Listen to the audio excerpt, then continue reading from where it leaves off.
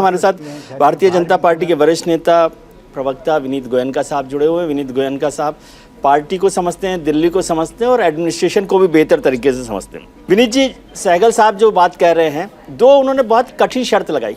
एक तो शर्त लगाई कि सब मिलकर काम कर लें, मतलब दिल्ली सरकार, एमसीडी और तीसरा नई दिल्ली, तीनों लोग मिलकर काम कर लें। इतनी बड़ी शर्त सहगल साहब ने लगा दी कि वो तो मुझे पता नहीं कब पूरी होगी। पहली बात। दूसरी बात, उन्होंने कहा कि ऑफिसर्स के पास ज़्यादा पावर है, इसको भी आप समझा सकते हैं, लेकिन 15 साल हैट्रिक आपने लगा दी एमसीडी में और कूड़े का पहाड़ थोड़ा सा दिन और रह जाते तो कुतुब मीनार से ऊपर पहुंच ही जाते। आपको राम राम और आपके सभी दर्शकों को भी राम राम। बड़ा अच्छा और कठिन सवाल आपने पहला ही सवाल पूछा है और मुझे लगता है कि ये बड़ा सुखदायी सवाल है जी।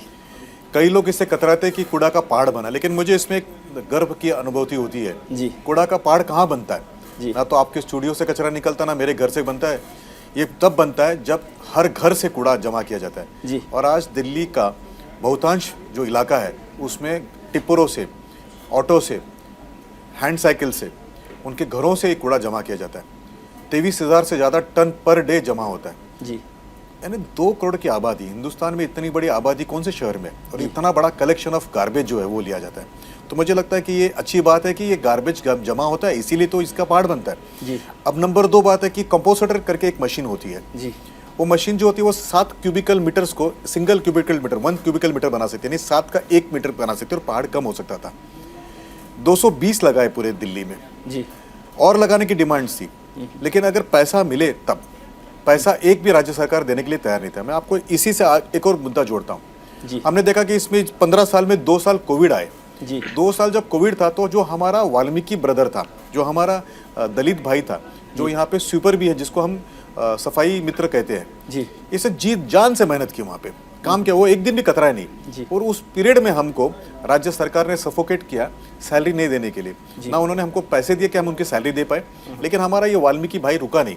उनको पता था कि राज्य सरकार पैसे नहीं दे रही, इसलिए एमसीडी उनको देनी पड़ी है। लेकिन देखिए हर गली को साफ किया गया। और ये कौन सा वक्त है पता है आपको? ये वो वक्त है जब मुख्यमंत्री अपने घर में 10 करोड़ रुपए का स्विमिंग पूल बना रहे थे। यानी ये जो डायकोटोमी है कि अपने घर में 10 करोड़ का स्विमिंग पूल बनाना, लेकिन एक दलित भाई को, एक वाल्मीकि भाई को पगार नहीं देना, और उसके अंदर उसका काम है ना, सलाम है भाइयों को कि उन्होंने वो रुके नहीं, कोविड के पीरियड में थके नहीं और वो हिम्मत से काम करते रहे। उनको एमसीडी उनका पैसा कभी ना कभी तो देगी। और लेकिन सर, आम आदमी पार्टी तो ये कहती रही कि भारतीय जनता पार्टी ने 2 पहाड़ बनाए, एक कूड़े के पहाड़ बनाए और एक भ्रष्टाचार के पहाड़ बनाए। बहुत अच्छी बात है। दूसरी बात है, आज शायद मेरा अच्छा दिन है। भ्रष्टाचार का पहाड़ होता है जहाँ पे कई सारा पैसा लिया जाता है। गत दिनों में हमने देखा कि ईडी और सीबीआई कुछ लोगों को इन्वेस्टिगेट कर रही है जी। आम आदमी पार्टी एक ऐसी पार्टी है कि जिसके मिनिस्टर और इलेक्टेड रिप्रेजेंटेटिव या तो जेल में है, या बेल पर है, या एफआईआर है। अभी आपने हाल ही में देखा होगा कि सत्येंद्र जैन जी का मसाज हो रहा था जेल के अंदर जी। और कल परसों जो मैसेजेस बाहर आए और जो रिपोर्ट्स बाहर है उसमें अगर आपने देखा तो दक्षिण के कुछ राजनेता भी इन्वॉल्व है। 100 करोड़ रुपये कहा जाता है कि 100 करोड़ रुपये शायद ये विजय नायर को दिया गया है। ये विजय नायर कौन है? तो ये गहलोत साहब के घर में रहता था। गहलोत साहब कौन है? तो ये आम आदमी पार्टी के मंत्री हैं। तो मंत्री घर में रहकर, और वो उनके पास उनकी पार्टी की जवाबदारी भी है, वो वहाँ के कम्युनिकेशन के स्ट्रैटेजिस्ट है। वो व्यक्ति 100 करोड़ रुपये जमा करता है, इसकी वीडियो भी है, एविडेंसेस भी है, उसका नाम एफआईआर में भी है। दूसरी बात है कि और करप्शन की अगर हमने बात की तो जल बोर्ड का हर टैंकर को हम बंद कर देंगे और घरों में पानी देंगे। पानी तो कभी नहीं आया, लेकिन जल बोर्ड का जो स्रोत था वो बंद हुआ और टैंकर बढ़ गए। तो ये 2 करप्शन के जो पहाड़ है, जल बोर्ड और लिकर गेट, ये मुझे लगता है कि आजाद हिंदुस्तान में हमने कहीं नहीं सुना होगा इतने बड़े 2 करप्शन। ठीक है, इस पे सिद्धार्थ जी से एक अगर आप मुझे 10 सेकंड और दें, आपसे रिक्वेस्ट करूंगा, तो मैं आपको एक और फिगर आपके सामने रखता हूं जो मुझे बड़ा अच्छा लगता है कहने में, दुख भी होता है। दुख इसलिए होता है कि सोचिए ना कितना बड़ा करप्शन का ये है।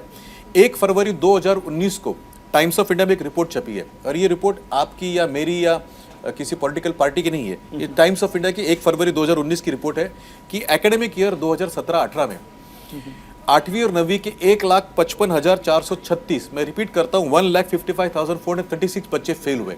साधारणतः किसी भी सरकारी स्कूल में इन बच्चों को फिर से लिया जाता है, एक और मौका दिया जाता है।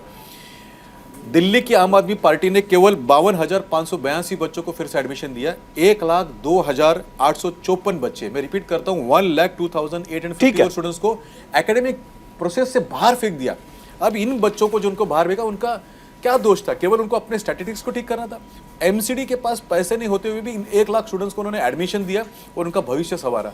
तो 2 पहाड़ जो करप्शन के हमने देखे आम आदमी पार्टी में, ऐसे करप्शन के पहाड़ तो हमने कहीं नहीं देखे।